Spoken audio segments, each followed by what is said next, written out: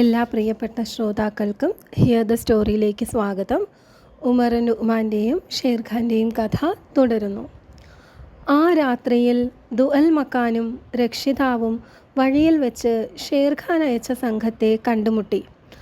അസംഖ്യം ഒട്ടകങ്ങളും കഴുതക്കാരും പന്തക്കാരും ചേർന്ന ആ സംഘം എവിടേക്കാണ് പോകുന്നതെന്ന് ഒരാളോട് തിരക്കി. ഉമർ അൽ നുഅ്മാന് ഡമാസ്കസ് നഗരത്തിൻ്റെ തിരുമുൽ കാഴ്ചകളും കൊണ്ട് പോകുന്ന സംഘമാണതെന്നും അതിൻ്റെ നേതൃത്വം വഹിക്കുന്നത് പണ്ഡിതനും വിദൂഷിയുമായ ഒരടിമ പെൺകൊടിയുടെ പ്രിയതമനായ പള്ളിയറ വിചാരിപ്പുകാരനാണെന്നും ദുഅൽ മക്കാൻ മനസ്സിലാക്കി. തൻ്റെ സഹോദരിയുടെയും തൻ്റെയും ജന്മനാടിനെക്കുറിച്ചുള്ള സ്മരണ മക്കാനെ വികാരവിവശനാക്കി. നമുക്ക് ഈ സംഘത്തോടൊപ്പം പോകാം, മക്കാൻ പറഞ്ഞു. കുഞ്ഞിൻ്റെ ഇഷ്ടം പോലെ ജെറുസലേമിൽ നിന്ന് ഡമാസ്കസ് വരെ കൂടെ പോന്ന ഞാൻ ബാഗ്ദാദിലേക്ക് ഒറ്റയ്ക്ക് വിടില്ല. എങ്ങനെയാണ് ആ നല്ല മനുഷ്യനോട് നന്ദി പ്രദർശിപ്പിക്കേണ്ടതെന്ന് മക്കാൻ അറിഞ്ഞുകൂടായിരുന്നു.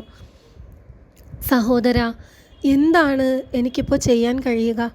പക്ഷേ മാതാപിതാക്കളുടെ അരികിലെത്തിക്കഴിഞ്ഞാൽ നിങ്ങൾക്ക് മനസ്സിലാകും ഞാൻ നന്ദിയുള്ളവനാണെന്ന്. അവർ നുഷ്അത്തിൻ്റെ സംഘത്തോടൊപ്പം ചേർന്നു. നുഷ്അത്തും ഭർത്താവും ഓരോ പല്ലക്കിലാണ് യാത്ര ചെയ്തിരുന്നത്. 5 രാത്രികളിലെ സഞ്ചാരത്തിന് ശേഷം അവർ ഒരു നഗരത്തിലെത്തി. അവിടെ 3 ദിവസം തങ്ങി. വീണ്ടും യാത്ര തുടർന്നു. അവസാനം അവർ ബാഗ്ദാദിൽ എത്തിച്ചേർന്നു. തൻ്റെ മണ്ണിലെ കാറ്റേറ്റപ്പോൾ മക്കാന് നുഷ്അത്തിനെയും മാതാപിതാക്കളെയും കുറിച്ച് ഓർമ്മ വന്നു.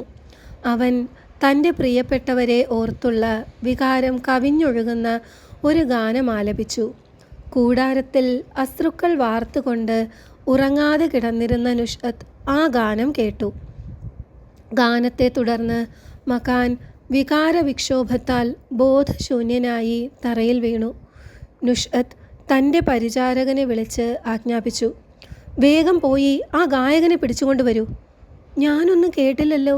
ഈ കൂരിരുട്ടിൽ ഞാൻ എങ്ങനെ ഗായകനെ കണ്ടുപിടിക്കും? അതൊന്നും എനിക്കറിയില്ല. ഉടനെ അയാളെ ഇവിടെ എത്തിച്ചാൽ മതി. നുഷ്അത്തിൻ്റെ ആജ്ഞ കേട്ട് പരിചാരകൻ തടസ്സം പറയാതെ ഓടിപ്പോയി. കൂടാരത്തിൽ ഉണർന്നിരുന്നത് മക്കാൻ്റെ രക്ഷിതാവ് മാത്രമായിരുന്നു. നിലാവിൽ ആ പരിചാരകൻ്റെ മുഖത്തെ നീരസം കണ്ട് മക്കാൻ്റെ ഗാനം പള്ളിയറ വിചാരിപ്പുകാരൻ്റെ പത്നിക്ക് നിദ്രാഭംഗം വരുത്തിയത് കൊണ്ട് ആ ഗായകനെ ശിക്ഷിക്കാനാണ് പരിചാരകനെ അയച്ചിരിക്കുന്നതെന്നാണെന്ന് പാവം ധരിച്ചു. അതുകൊണ്ട് അയാൾ നേരു പറഞ്ഞില്ല. അത് ഏതോ സഞ്ചാരിയാണ്. അയാൾ ഒട്ടകപ്പുറത്ത് ഇതിലെ കടന്നു പോയപ്പോൾ പാട്ടുപാടിയതാണ്. പരിചാരകന് ഈ മറുപടി കേട്ട് വലിയ സംതൃപ്തിയൊന്നും തോന്നിയില്ല. എന്നാലും അവൻ ആ വിവരം യജമാനത്തിയെ അറിയിച്ചു.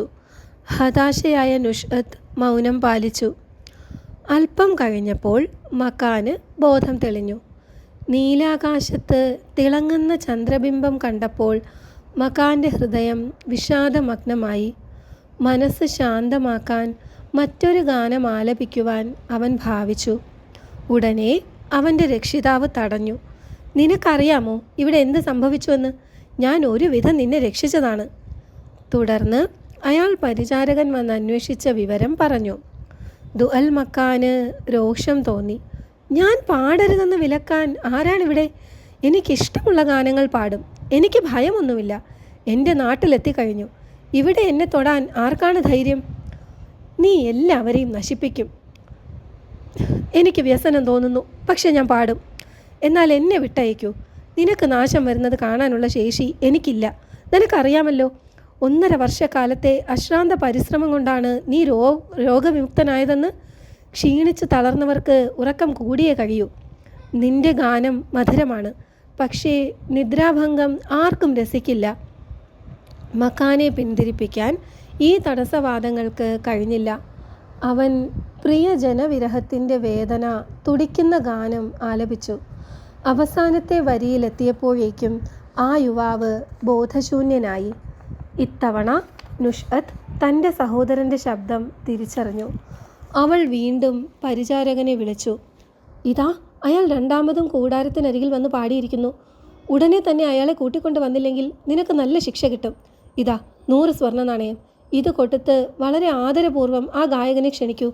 അയാൾ വിസമ്മതിച്ചാൽ 1000 നാണയമടങ്ങിയ ഈ സഞ്ചി നൽകൂ. പിന്നെയും വിസമ്മതിച്ചാൽ ഉപദ്രവിക്കണ്ട. എവിടെയാണ് അയാൾ താമസിക്കുന്നതെന്നും എവിടെ നിന്നാണ് വരുന്നതെന്നും അറിഞ്ഞാൽ മതി. പരിചാരകൻ ഉറങ്ങിക്കിടക്കുന്ന ഓരോരുത്തരെയും പരിശോധിച്ചു. മകാന്റെ രക്ഷിതാവ് ഉണർന്നിരിക്കുന്നുണ്ട്.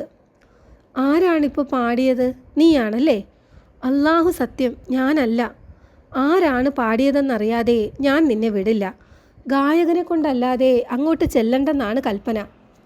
മക്കാനെ അവർ ശിക്ഷിച്ചാലോ എന്നോർത്ത് അയാൾ ഭയന്നു. ഞാൻ സത്യം പറയുന്നു, ഏതോ വഴിയാത്രക്കാരനാണ് ആ ഗായകൻ. എന്നെ ഉപദ്രവിച്ചാൽ ദൈവം നിങ്ങളെ വെറുതെ വിടില്ല. ഞാനൊരു സാധുവാണ്. എബ്രഹാമിൻ്റെ നഗരത്തിൽ നിന്നും വരുന്നവനാണ് ഞാൻ. നിങ്ങൾ കൂടാരത്തിലേക്ക് തന്നെ മടങ്ങൂ. ഇനിയും ആ ഗാനം കേട്ടാൽ അപരാധം എന്നിൽ ചുമത്തിക്കൊള്ളൂ. അങ്ങനെ തൽക്കാലം പരിചാരകൻ്റെ പിടിയിൽ നിന്ന് അവർ രക്ഷപ്പെട്ടു. പരിചാരകൻ നുഷ്അത്തിൻ്റെ അരികിലേക്ക് മടങ്ങിയില്ല. അയാൾ ഒരിടത്ത് ഒളിച്ചിരുന്നു. ദുഅൽ മക്കാന് ബോധം തെളിഞ്ഞപ്പോൾ ആ നല്ല സ്നേഹിതൻ നടന്ന സംഭവം ധരിപ്പിച്ചു.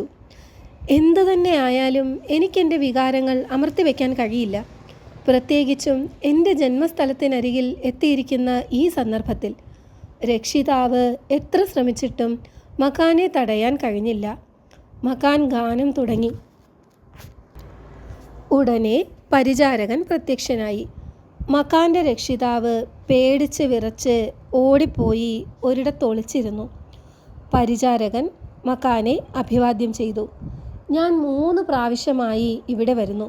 എൻ്റെ യജമാനത്തി താങ്കളെ കാണാൻ ആഗ്രഹിക്കുന്നു. നിന്റെ യജമാനത്തിയോ? എന്നെ വിളിപ്പിക്കാൻ തക്ക യജമാനത്തി ഏതാണ്? ദൈവം അവളെയും അവളുടെ പുരുഷനെയും ശപിക്കട്ടെ. പരിചാരകൻ കുലുങ്ങിയില്ല. അയാൾ പല സാന്ത്വന വാക്കുകളും പറഞ്ഞ് മക്കാനെ വശപ്പെടുത്തി. കുഞ്ഞെ, ഉപദ്രവിക്കാനല്ല വിളിക്കുന്നത്, അഭിനന്ദിക്കാനാണ്. ഒടുവിൽ മക്കാൻ പരിചാരകൻ്റെ കൂടെ കൂടാരത്തിലേക്ക് പോകാൻ തയ്യാറായി. ഒളിച്ചിരുന്ന രക്ഷിതാവ് അത് കണ്ട് ഭയന്നു. നന്നേ ചെറുപ്പത്തിൽ തന്നെ ചാകാനാണ് നിന്റെ വിധി. തൂക്കുമരത്തിലേക്ക് ഇനി അധികം ദൂരമില്ല. അയാൾക്ക് മറ്റൊരു പേടിയും കൂടി ഉണ്ടാകാതിരുന്നില്ല. ചിലപ്പോൾ താനാണ് പാടിയതെന്ന് പറഞ്ഞുകൊടുത്ത് അപരാധം ചുമത്തിയാലോ? മക്കാനും പരിചാരകനും നുഷ്അത്തിൻ്റെ കൂടാരവാതിൽക്കലെത്തി. മക്കാനെ അവിടെ നിർത്തിയിട്ട് പരിചാരകൻ ഉള്ളിലേക്ക് പോയി. ഞാൻ ഗായകനെ കൊണ്ടുവന്നിട്ടുണ്ട്. സുന്ദരനും ചെറുപ്പക്കാരനുമാണ്. ഉന്നത കുലത്തിൽ ജനിച്ചവനാണെന്നേ കണ്ടാൽ തോന്നൂ. നുഷ്അത്തിന് തൻ്റെ ഹൃദയം അനിയന്ത്രിതമായി തുടിക്കുന്നത് പോലെ തോന്നി. ഞാനിരിക്കുന്ന ഈ കൂടാരത്തിൻ്റെ അരികിൽ വരാൻ പറയൂ. എന്താണ് പേരെന്നും എവിടെ നിന്നാണ് വരുന്നതെന്നും അറിയണം. പരിചാരകൻ യജമാനത്തിയുടെ താൽപ്പര്യം മക്കാനെ അറിയിച്ചു. മക്കാൻ പറഞ്ഞു, എൻ്റെ പേര് ആരും അറിയാതെ ഗൂഢമാക്കി വച്ചിരിക്കുകയാണ്. എൻ്റെ കഥ എഴുതി വെക്കേണ്ടതാണ്. എൻ്റെ ഹൃദയം ഇരുളടഞ്ഞിരിക്കുന്നു. നുഷ്അത്ത് കൂടാരത്തിൻ്റെ വാതിലിനരികിലിരുന്ന് സഹോദരൻ്റെ ശബ്ദം കേട്ടു. അവൾ പരിചാരകനോട് പറഞ്ഞു, ആ യുവാവിനോട് ചോദിക്കൂ, വേണ്ടപ്പെട്ടവർ ആരെങ്കിലും നഷ്ടപ്പെട്ടിട്ടുണ്ടോ എന്ന്. പരിചാരകൻ്റെ ചോദ്യത്തിനുത്തരമായി മക്കാൻ പറഞ്ഞു, കഷ്ടം, എനിക്കെല്ലാം നഷ്ടപ്പെട്ടു. എന്നെ സ്നേഹിച്ച എൻ്റെ പ്രിയ സഹോദരിയും മാതാപിതാക്കളും എല്ലാം. എൻ്റെ സഹോദരി ഇപ്പോൾ എവിടെയാണാവോ? വിധി ഞങ്ങളെ വേർപെടുത്തി. പരിചാരകൻ മക്കാൻ്റെ മറുപടി നുഷ്അത്തിനെ കേൾപ്പിച്ചു. അധികം താമസിയാതെ ആ യുവാവും സഹോദരിയും തമ്മിൽ കണ്ടുമുട്ടുവാൻ ദൈവം അനുഗ്രഹിക്കട്ടെ. ആ യുവാവിനോട് വിരഹത്തിൻ്റെ തീവ്രവേദനയെക്കുറിച്ച് ഒരു പാട്ടുകൂടി പാടാൻ പറയൂ. മക്കാൻ മധുരമായ ഒരു ഗാനം ആലപിച്ചു. നുഷ്അത്ത് ആ ഗാനത്തിൽ അലിഞ്ഞു ചേർന്നു. പാട്ടവസാനിച്ചപ്പോൾ അവൾ യവനിക നീക്കി. തെളിഞ്ഞ നിലാവിൽ തൻ്റെ സഹോദരൻ്റെ മുഖം അവൾ കൺകുളിരെ കണ്ടു. എൻ്റെ സഹോദരൻ. അവൾ വികാര ഉദ്വേഗത്തോടെ മുൻപോട്ടാഞ്ഞു. അവൻ തൻ്റെ പ്രിയ സഹോദരിയെ തിരിച്ചറിഞ്ഞു. ഇരുവരും ആലിംഗനബദ്ധരായി. പരിചാരകൻ ഒന്നും മനസ്സിലാവാതെ കണ്ണും മിഴിച്ചു നിന്നു.